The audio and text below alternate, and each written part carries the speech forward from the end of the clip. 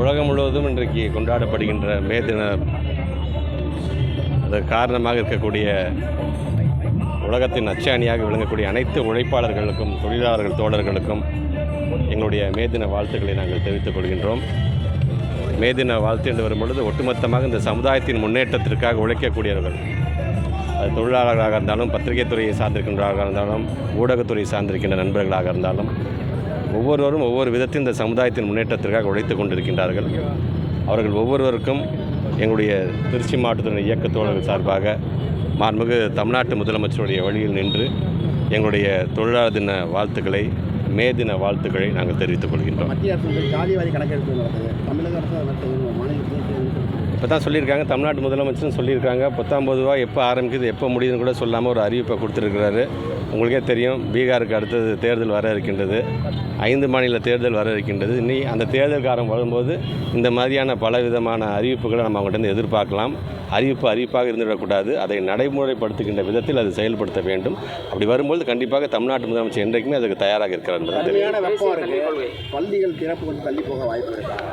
கிட்டத்தட்ட திருச்சி மாவட்டத்தில் 104 டிகிரி வந்துருச்சு பார்த்தோம் நாங்கள். அதில் அந்த நேரத்தில் அதை பார்த்து நம்ம முடிவு பண்ணுங்கள். இப்போதைக்கு ஜூன் மாதம் 2ஆம் தேதி நாங்கள் சொல்லியிருக்கிறோம். நாங்கள் அன்றைக்கு எப்படி அந்த வெயில் தலைமை பார்த்து தமிழ்நாட்டு முதலமைச்சருடைய அலுவலகம் நமக்கு என்ன சொல்லுது அதுக்கு தகுந்தப்போ அது முடிவெடுக்கப்படும். அதிகப்படியான பணம் யாருமே தனியார் பள்ளிகள் வாங்கக்கூடாது. ஏற்கனவே சட்டமன்றத்தில் பேசும்போது சொல்லிங்க, 2009 வந்து இந்த கட்டணத்துக்கான நிர்ணயம் செய்கின்ற ஒரு ஆணையமே நம்ம வச்சுருக்கிறோம் ஒரு முன்னாள் நீதியரசர் தலைமையில்.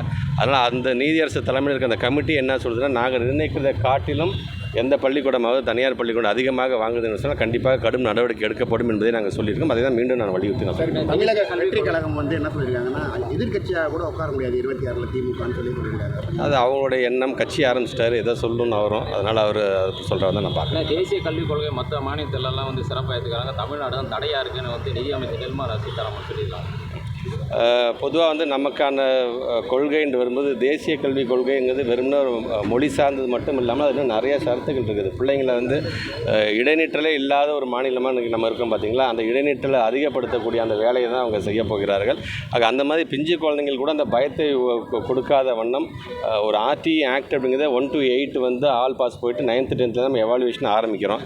ஆனால் இவங்க வைக்கிறது பார்த்திங்கன்னா 3, 5, 8 வைக்கக்கூடிய இது மூலமாக பார்த்திங்கன்னா அந்த குழந்தைங்களோட இடைநிற்றல் அதிகப்படுத்தும் என்கின்ற அந்த காரணமும் ஒரு ஒன் ஆஃப் த காரணம். அது மட்டும் இல்லாமல் ஆசிரியர்களை வஞ்சிக்கக்கூடிய, மாணவர்கள் நலன் சார்ந்து வஞ்சிக்கக்கூடிய பல சரத்துக்கள் இருக்கின்றதெல்லாம் சேர்த்து தான் குறிப்பாக நம்முடைய உயிர் பிரச்சனையாக இருக்கின்ற மொழி பிரச்சனையை அவங்க வந்து தேவையில்லாமல் சொல்லுவாங்க. நம்மளை பொறுத்த வரைக்கும் நம்ம ஏற்கனவே வந்து பல விதத்திலும் இருமொழி கொள்கையில் வந்து எந்த அளவுக்கு நம்ம வந்து நிரூபணம் செய்யப்பட்டிருக்கின்ற ஒரு சிஸ்டமாக நம்ம இருக்கோங்கிறோம். மும்மொழி கொள்கை வந்து ஒரு ஃபெயிலியர் சிஸ்டம், ஆனால் அதை வந்து நீங்கள் பின்பற்றுன்னு சொல்வது வந்து ஏற்கத்தக்கதெல்லாம்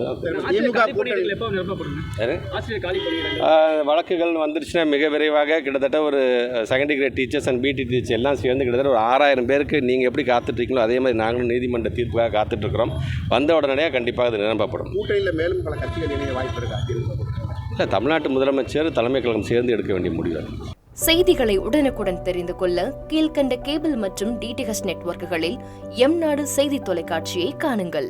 பாதகம் செய்பவரை கண்டால் நாம் பயம் கொள்ளலாகாது பாப்பா, மோதி மிதித்து விடு பாப்பா, அவர் முகத்தில் உமிழ்ந்து விடு பாப்பா. அண்மை செய்திகளை உடனுக்குடன் தெரிந்து கொள்ள இணைந்திருங்கள் எம்நாடு தொலைக்காட்சியுடன்.